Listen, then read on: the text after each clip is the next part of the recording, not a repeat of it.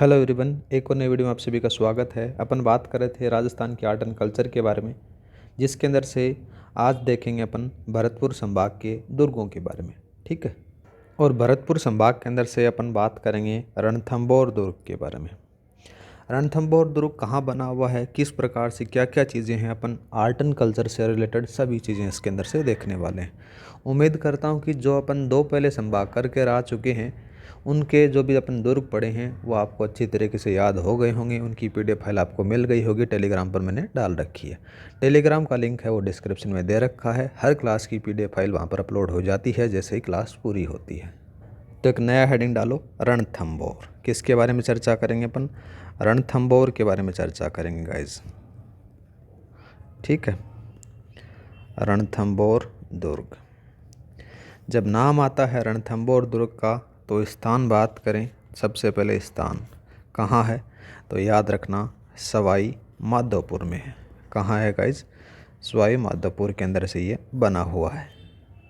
और बात करें तो जो रणथंभौर है, थोड़ा सा पेन चेंज कर लेता हूँ, विजिबल रहेगा। रणथंभौर है, रणथंभौर का जो वास्तविक नाम है ये भी लिख लो पहले। वास्तविक नाम, वास्तविक नाम का जब जिक्र होता है रणथंभौर का तो क्या जाता है? रत्नहपुर के नाम से जाना जाता है। क्या जाता है? रंतहपुर कहा जाता है। अर्थात बात करें तो रण की घाटी में स्थित नगर कहा जाता है। रण उस पहाड़ी का नाम है, याद रखना। ठीक है गाइज। जैसे जैसे समय चलता जाता है तो आगे चल के इसका नाम हो जाता है रण स्तंभपुर हो जाता है। क्या होता है? रण स्तंभपुर होता है। ठीक है।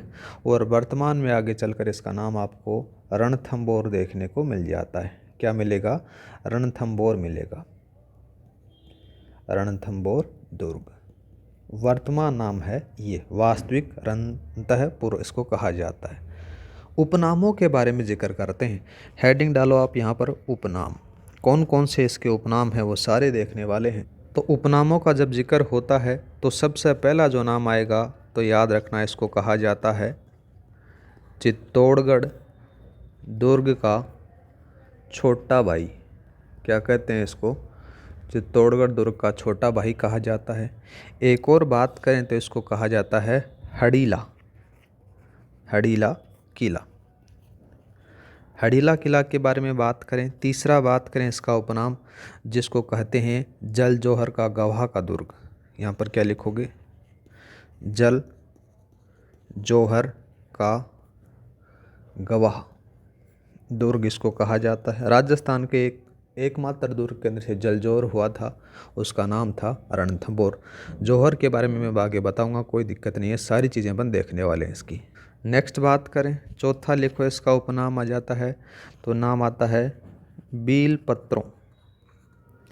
बील पत्रों से ढका हुआ दुर्ग, ढका हुआ शिवलिंग इसको कहते हैं। क्या कहते हैं? ढका हुआ शिवलिंग। ठीक है। पांचवा इसका उपनाम बात करें तो इसको दुर्गाधिराज के नाम से भी जाना जाता है। दुर्गाधिराज भी इसको कहते हैं। छठा बात करें तो एक और नाम लिख लो यहाँ पर, रणथंभनपुर इसको कहा जाता है। क्या कहते हैं? रणथंभनपुर इसको कहा जाता है। ठीक है गाइज, ये इसके उपनाम आपको देखने को मिल जाते हैं। जब अपन इस दुर्ग की भौगोलिक बनावट देखते हैं, भौगोलिक बनावट देखने के बाद में अबुल फजल थे, उन्होंने लिखा भी था इसके बारे में। क्या लिखा था? कि अन्य सभी दुर्ग नंगे हैं परंतु यह बख्तर बंदा जाता है। ये सीधा सीधा सेंटेंस दिया जाता है आपके एग्जाम में कि अबुल फजल के द्वारा अन्य सभी दुर्ग नंगे हैं परंतु यह बख्तरबंद है। किसके लिए, कौन से किले के लिए कहा गया था? तो नाम याद रखना, ये रणथंभौर के लिए कहा गया था। यहाँ पर लिख सकते हो आप अबुल फजल का कथन। अबुल फजल का कथन, क्या कथन था अबुल फजल का? कथन ये था गाइस, लिखो यहाँ पर, अन्य सभी दुर्ग नंगे हैं, यह बख्तरबंद है। परंतु यहाँ पर लिखो, परंतु यह क्या है? बख्तरबंद है। बख्तरबंद है। ये रणथंभौर दुर्ग के लिए कहा गया था। अब चलते हैं इसके अंदर। जब अंदर चलोगे तो आपको यहाँ पर मिलेगा नौलक्खा दरवाज़ा। क्या मिलेगा? नौलक्खा दरवाज़ा। नौलक्खा दरवाज़ा क्या है? देखो साथ में बात करें, इसके प्रमुख दरवाजे हैं। इसी के साथ में एक नौलक्खा दरवाज़ा आएगा, एक नाम आएगा हाथी पोल। क्या आएगा गाइज? हाथी पोल आएगा। एक नाम और आता है, नाम आता है गणेश पोल। क्या कहते हैं इसको? गणेश पोल कहा जाता है। एक और लिखो इसी के साथ में, नाम आता है सूरज पोल। कौन सा आएगा गाइज? सूरज पोल आ जाता है। सूरज पोल के साथ में एक और लिखो यहाँ पर, तिरपोलिया। तिरपोलिया इसको कहा जाता है। ये इसके प्रमुख दरवाजे हैं। यहाँ पर लिख लो, प्रमुख दरवाजे हैं।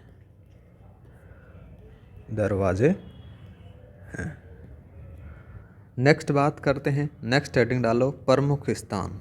हेडिंग डालो यहाँ पर, प्रमुख स्थान। कौन कौन से प्रमुख स्थान हैं इस दुर्ग के अंदर से, वो अपन कंप्लीट पढ़ने वाले हैं। तो आपको यहाँ पर मिलेगा, एक नाम आ जाता है हमीर महल। कौन सा आएगा? हमीर महल आएगा। हमीर महल के साथ में रानी महल देखने को मिलेगा। कौन सा मिलेगा? रानी महल। हमीर के साथ में एक और नाम आता है हमीर कचहरी। हमीर कचहरी भी आ गया। हमीर कचहरी के साथ में सुपारी महल। सुपारी महल आपको देखने को मिल जाएगा। और सुपारी महल के बाद में बात करें तो एक नाम और आता है बादल महल। कौन सा आएगा? बादल महल आपको देखने को मिलेगा। और एक आएगा जोरा भोरा। क्या आएगा? जोरा भोरा। जोरा भोरा मुख्य रूप से क्या है? गोदाम है। ठीक है, स्ट्रोक रूम इसको कहा जाता है। आगे बात करें जोरा भोरा के बाद में, 32 खंभों की छतरी। क्या से आ जाती है? 32 खंभों की छतरी इस दुर्ग के अंदर से बनी हुई है। ये किसकी है? तो नाम याद रखना, जेत सिंह की। जेत सिंह की ये छतरी है। ठीक है गाइज। इस छतरी का एक अन्य नाम और आ जाता है। यहाँ पर क्या लिखोगे? इसको कहा जाता है न्याय की छतरी भी कहते हैं। एक और बात करते हैं तो अधूरा सोपन। कौन सा आता है? अधूरा सोपन छतरी इसके अंदर बनी हुई है। अधूरा सोपन के साथ में एक और नाम लिखो यहाँ पर, कौन सा आएगा? रनीहाड़। रनीहाड़ तालाब यहाँ पर आपको देखने को मिलेगा। ये एक जल स्रोत है। और एक दरगाह है जिसका नाम आ जाता है पीर सद्दुद्दीन की दरगाह है। ये भी आपको वहाँ पर देखने को मिलेगी। एक और लिखो फिर इसी के साथ में, एक नाम और आ जाता है, नाम लिखा जाता है लक्ष्मी नारायण। ठीक है, लक्ष्मी नारायण मंदिर आपको यहाँ पर देखने को मिल जाता है। एक जो मेन इम्पोर्टेंट बात करते हैं, जो बार बार एग्जाम में पूछा जाता है, तो याद रखना, जो मैंने रेड पेन से लिख दिया है इसको, त्रिनेत्र गणेश जी मंदिर आपको यहाँ पर देखने को मिल जाएगा। ठीक है गाइज। एक चीज़ मैंने लिखाई थी, उसी के बारे में थोड़ा सा जिक्र कर लेते हैं। सुपारी महल। हेडिंग डालो आप यहाँ पर, थोड़ा सा ज़्यादा समझ में आएगा। हेडिंग में अपन क्या लिखेंगे? सुपारी महल। सुपारी महल राजस्थान का एक ऐसा महल है, एकमात्र दुर्ग महल माना जाता है, जिसके अंदर से आपको मंदिर मिलेगा। मंदिर के साथ में यहाँ पर मस्जिद भी मिल जाएगा। मस्जिद के साथ में एक गिरजाघर भी मिल जाएगा। ठीक है, क्या मिल जाएगा? गिरजाघर। ये तीनों यहाँ पर विद्यमान हैं इस सुपारी महल के अंदर। आगे बात करें इसी दुर्ग के बारे में तो थोड़ा सा देखो, बहुत सारे इतिहासकारों की मान्यता है कि इस दुर्ग का निर्माण है 8वीं सदी में लगभग अजमेर के चौहान शासक जयंत द्वारा करवाया गया था। ठीक है, सुपारी महल का याद रखना। और बात करें, देखो मैन रूप से किले का निर्माण बात करते हैं। यहाँ पर लिखो किले का निर्माण। किले का निर्माण कब होता है? तो याद रखना 994 ईस्वी के अंदर से करवाया जाता है। और कौन करवाता है? रणथंभन देव के द्वारा करवाया गया। यहाँ पर लिखो रणथंभन देव करवाता है। ठीक है गाइज, निर्माण आपको पता चल गया। अब चलते हैं अपन थोड़ा सा इसी के बारे में। कब की बात आती है? 1192 की बात आती है। और 1192 में आपको पता ही है कि क्या हुआ था, तराइन का दूसरा युद्ध हुआ था। यहाँ पर लिखो, तराइन का दूसरा युद्ध किस किस के मध्य लड़ा गया था, ये तो आपको पता ही होगा। पृथ्वीराज चौहान, साथ में ही कौन था, मोहम्मद गोरी के साथ में लड़ा गया था। जब तराइन का दूसरा युद्ध होता है तो पृथ्वीराज चौहान का जब जिक्र नहीं आए तो ऐसा हो नहीं सकता। तो यहाँ पर लिखो पृथ्वीराज चौहान। ठीक है, पृथ्वीराज चौहान का एक पुत्र था, नाम आता है, क्या नाम लिखोगे? नाम लिखो गोविंदराज। ठीक है, गोविंदराज क्या करता है, रणथंबोर की गद्दी पर बैठता है 1192 के अंदर। ठीक है, यह रणथंबोर की गद्दी पर बैठा। कब बैठा? याद रखना, 1192 में बैठा। जब इसके और इतिहास को पढ़ते हैं अपन तो यहाँ पर इसके बाद में एक तो ऐबक आता है, कुतुबुद्दीन ऐबक, वो इसकी गद्दी पर बैठता है। एक नाम आता है इल्तुतमिश का। ठीक है, वो गद्दी पर बैठता है। और फिर एक नाम और आता है बलबन। ये तीनों गोविंदराज के बाद में इसकी गद्दी पर बैठते हैं। नाम आता है कुतुबुद्दीन ऐबक, इल्तुतमिश और बलबन। इन्होंने इसके ऊपर आधिपत्य के लिए आधिपत्य करने में सफल रहे थे। अब चलते हैं अपन 1282 की तरफ। 1282 से लेकर 1301 के मध्य यहाँ पर शासक रहता है, नाम रहता है हमीर देव चौहान। शासक बना, कहाँ का? रणथंबोर दुर्ग का बना। उस समय कौन आता है? नाम आता है, जरूर याद रखना, जलालुद्दीन का। क्या नाम आता है? जलालुद्दीन खिलजी का। जलालुद्दीन खिलजी क्या करता है? रणथंबोर के ऊपर आक्रमण करता है। कब करता है? 1292 के समय करता है। ठीक है, 1292 के मध्य जलालुद्दीन खिलजी आक्रमण तो कर देता है। और उस समय शासक कौन था रणथंबोर का? नाम था उसका हमीर देव चौहान। चौहान कहाँ जीतने देने वाला था? उसने क्या किया? उसको अपने कब्जे में ही रखा। जलालुद्दीन खिलजी को इसके ऊपर सफलता हासिल नहीं की गई। सफलता हासिल नहीं हुई जलालुद्दीन खिलजी को। बाद में क्या होता है कि जलालुद्दीन खिलजी है वो अपनी भड़ास निकालने के लिए कहता है कि ऐसे 10 किलों को भी मैं मुसलमान के एक बाल के बराबर नहीं समझता। ये कथन माना जाता है जलालुद्दीन खिलजी का। तो इनका जो कथन है वो भी लिख लो। कथन क्या था? कथन बहुत बार पूछा जाता है। ऐसे 10 किले, ऐसे 10 किलो को भी वह, या फिर ऐसे लिखो, ऐसे 10 किलो को भी मैं मुसलमान के एक बाल के बराबर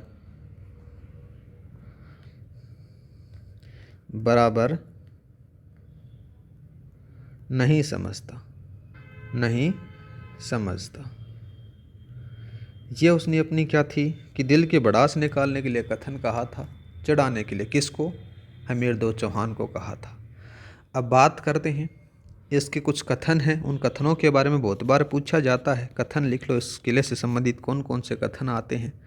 बहुत सारे कथन हैं, करीबन 5 कथन हैं, उन्हीं के बारे में बात करते हैं। एक कथन सबसे फेमस पूछा जाता है, बहुत बार पूछा जाता है, अमीर खुसरो का। क्या लिखोगे? यहाँ पर लिखो अमीर खुसरो। अमीर खुसरो का कथन था, अमीर खुसरो का कथन के अनुसार बात करें, ग्रंथ था, नाम याद रखना, ग्रंथ था खुजाइनुल फतूह। इसके अनुसार एक कथन आता है, उस कथन का नाम लिखो आज कुर्फ का।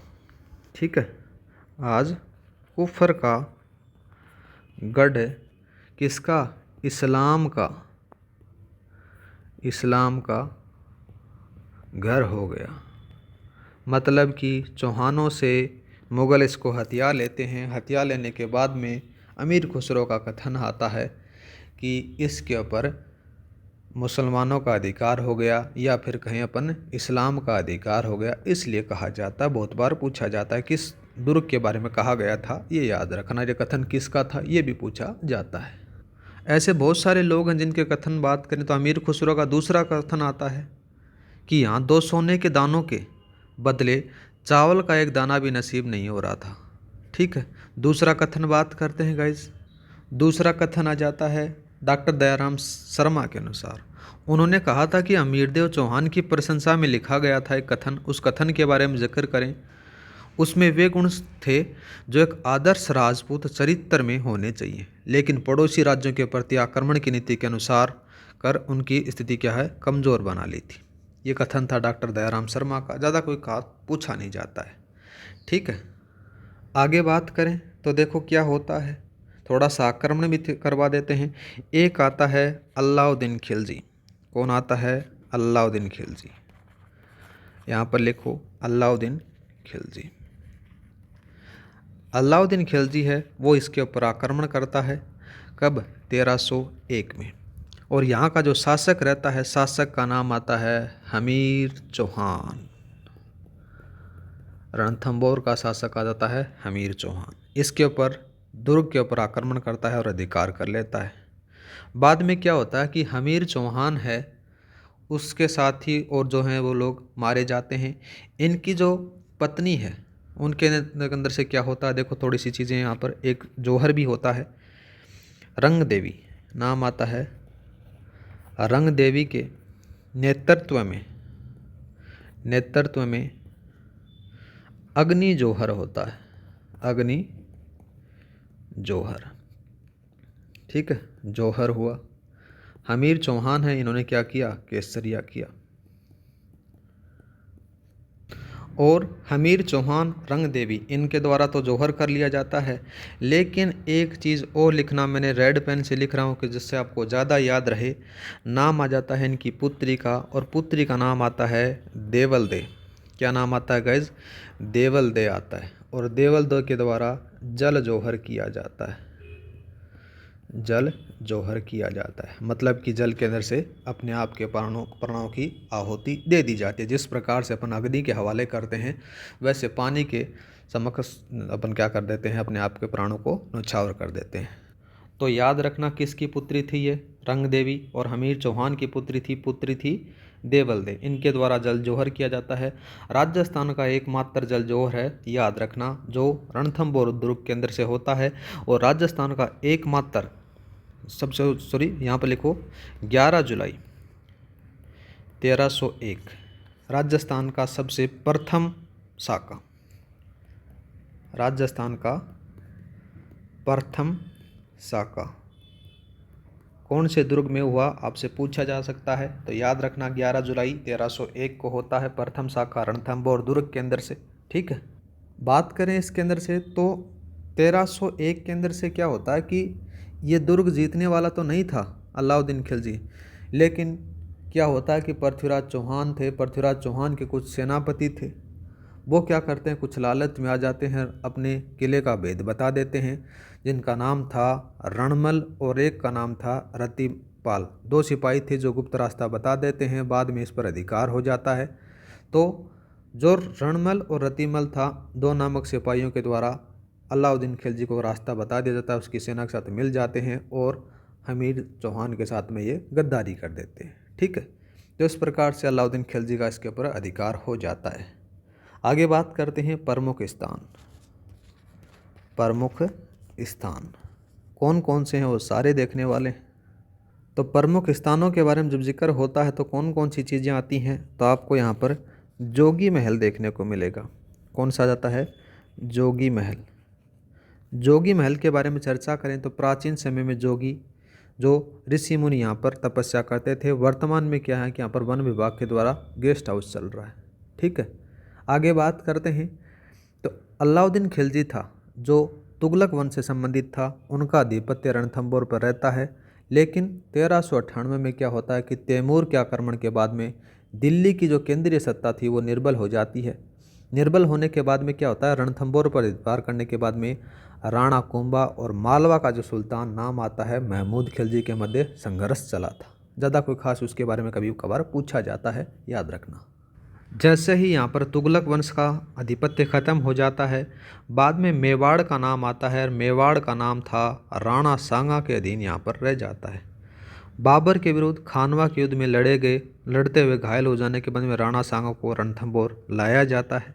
ठीक है, राणा सांगा ने यह किला अपनी हाड़ी रानी कर्मावती और उनके पुत्रों युवराज विक्रमादित्य और उदय सिंह को प्रदान कर दिया गया था। यहाँ पर कब होता है आक्रमण, मैं सारी चीज़ें बताता हूँ गाइस। देखो यहाँ पर क्या होता है, मेवाड़ का एक शासक था, यहाँ पर लिखो मेवाड़ का शासक। मेवाड़ के शासक का नाम था राणा सांगा। राणा सांगा, इसके ऊपर उसका अधिकार रहता है। अधिकार रहने के बाद में क्या होता है कि गाइस ये इसके ऊपर तो अधिकार रहेगा, लेकिन इसकी एक रानी थी, नाम आ जाता है हाड़ी रानी। हाड़ी रानी, और हाड़ी रानी के 2 पुत्र थे, नाम आता है, पहले का नाम आएगा विक्रमादित्य। ठीक है, और दूसरे का नाम बात करें तो दूसरे का लिखोगे आप उदय सिंह। उदय सिंह, इन तीनों लोगों को ये दुर्ग दे दिया जाता है, किसके द्वारा, राणा सांगा के द्वारा। फिर क्या होता है, ये भी इनके अधिकार से छिन जाता है। छिनने का कारण क्या था गाइज, 1533 की बात आती है, 1533-34 की बात आती है। 1533-34 के अंदर से एक गुजरात का सुल्तान रहता है, नाम आता है बहादुर शाह। बहादुर शाह क्या करता है, चित्तौड़ के ऊपर आक्रमण करता है। आक्रमण करने के बाद में जो राजमाता कर्मावती है, जिसको हाड़ी रानी कर्मावती अपने बोला, उनके द्वारा एक संधि की जाती है। संधि के बाद में क्या होता है, जो रणथंभौर है, कौन सा जाता है, रणथंभौर दुर्ग है, वो बहादुर शाह को दे दिया जाता है कि भाई ये दुर्ग आप ले लो और इस पर आक्रमण मत करो, क्योंकि वो छोटे थे विक्रमादित्य और उदय सिंह, इसलिए संधि के साथ में ये ख़त्म हो जाता है यहाँ पर। और बाद में क्या होता है कि 1534 से लेकर लगभग 1542 तक यहाँ पर किसका शासन रहेगा, बहादुर शाह का रहेगा।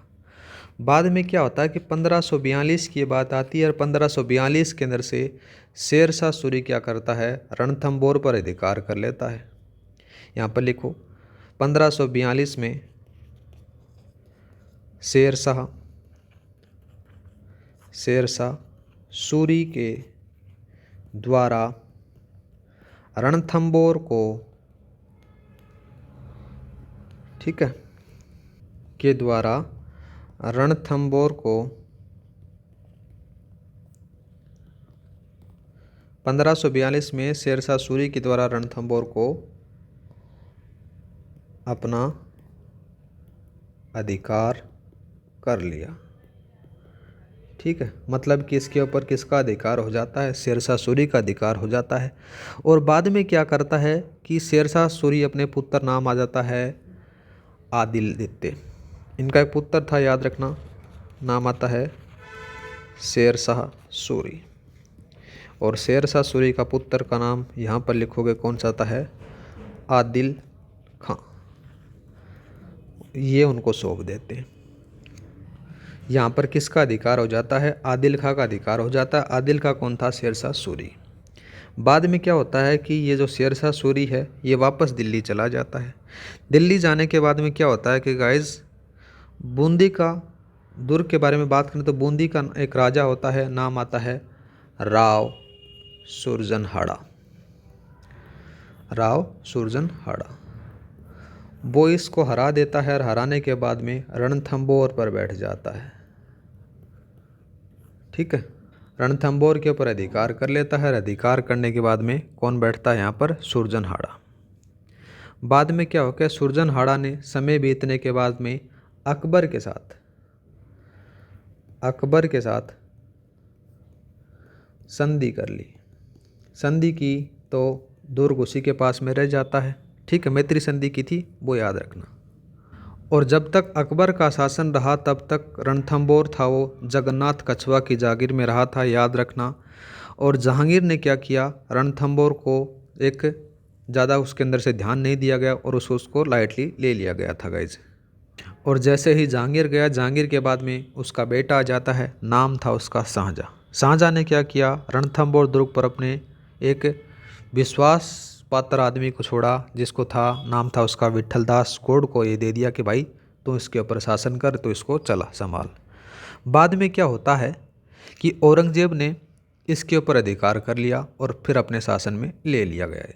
जब अपने इस दुर्ग के अंदर से चलते हैं तो प्रमुख उपकरण आते हैं, यहाँ पर लिखो प्रमुख उपकरण कौन कौन से हैं। दो इसके अंदर से आपको देखने को मिलेंगे। पहला नाम आ जाता है अरारदा, ठीक है, और दूसरा बात करें तो नाम आ जाता है मगबरी। दूसरा कौन सा आएगा, मगरबी। इन दोनों के बारे में बात करें, अरारदा क्या था को तो सैनिकों पर पत्थर फेंकने का काम आता था, ठीक है, और मगरबी क्या था कि दुश्मन सैनिकों पर जबलसन जो पदार्थ था, मतलब कि आग उग फेंकने के लिए इसका यूज़ किया जाता था गाइज। जब मुग़ल शासन आता है तो मुग़ल शासन इसको ओनली क्या करते हैं, शाही कारागार के रूप में प्रयोग किया जाने लगा था। और बाद में क्या होता है, जैसे ही मुग़ल साम्राज्य के प्रभाव के उपरांत बाद में क्या होता है कि जयपुर के महाराजा नाम आता है सवाई माधो सिंह प्रथम के शासनकाल में। उनके प्रमुख सामंत आता है पचेवर अनूप सिंह। दूसरा नाम आता है अनूप सिंह, एक का नाम आता है खंगारोत के प्रयासों के बाद में रणथंभौर दुर्ग है वो जयपुर राज्य में सम्मिलित कर लिया जाता है, जो देश की क्या हो जाती है, जब तक आज़ादी नहीं मिलती तब तक उसको जयपुर में सम्मिलित रहता था। ये था गाइज रणथंभौर दुर्ग के बारे में। नेक्स्ट वीडियो में अपन चर्चा करेंगे भरतपुर दुर्ग के बारे में। लोहागढ़ दुर्ग है जो मिट्टी से बना हुआ है, क्या क्या चीज़ें हैं, जाटों के द्वारा बनाया हुआ दुर्ग है, इसके बारे में अपन नेक्स्ट वीडियो में चर्चा करेंगे। क्लास अच्छी लगी तो लाइक और सब्सक्राइब करना न भूलें। क्लास की जो PDF फाइल है वो आपको टेलीग्राम पर डाल दी गई है, वहाँ पर जाकर आप डाउनलोड कर सकते हो। हर क्लास की PDF आपको वहाँ पर मिलती है। टेलीग्राम का लिंक है वो डिस्क्रिप्शन में दे रखा है, वहाँ पर जाकर आप ज्वाइन कर सकते हो। 2 सब्जेक्ट अपने पैरेलल चल रहे हैं, एक तो राजस्थान पॉलिटी, दूसरी चल रही है अपनी राजस्थान की आर्ट एंड कल्चर। जल्दी अपन राजस्थान की ज्योग्राफी भी स्टार्ट करने वाले हैं। जय हिंद, जय भारत।